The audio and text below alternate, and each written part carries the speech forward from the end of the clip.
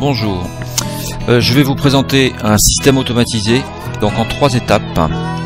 Qu'est-ce que c'est? Comment est-il constitué? Et comment ça fonctionne? Pour la première partie, je vous donne une définition tirée de Wikipédia. Un système automatisé est un objet technique qui effectue un travail de façon autonome. Pour la constitution d'un système automatisé, on distinguera 2 parties principales. Une partie commande et une partie opérative. Dans certains cas, un opérateur pourra aussi agir sur le système. Ces 3 éléments seront amenés à échanger des informations. La partie opérative est la partie visible du système. On y trouvera donc les actionneurs, qu'on appelle aussi récepteurs, sous forme de lampes, de moteurs, mais aussi des capteurs, capteurs de position, de température, de pression, etc.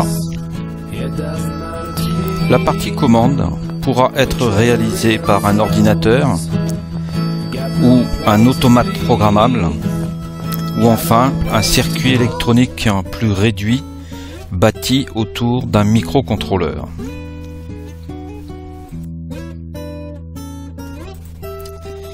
Pour le fonctionnement d'un système automatisé, la partie commande contient un programme qui envoie des ordres vers la partie opérative.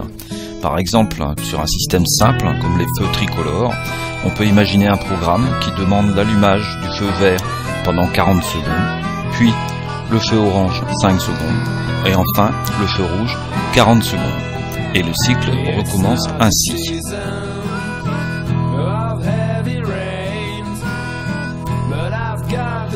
On peut imaginer un système plus complexe, où le cycle d'allumage des feux ne serait déclenché que si une voiture se présente au croisement.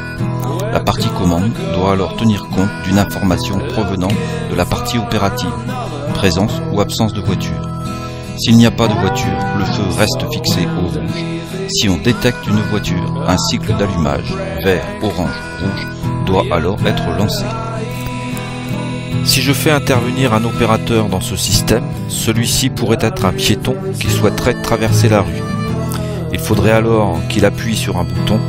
Le programme interromprait alors le cycle normal d'allumage des feux pour permettre aux piétons de traverser la rue en toute sécurité.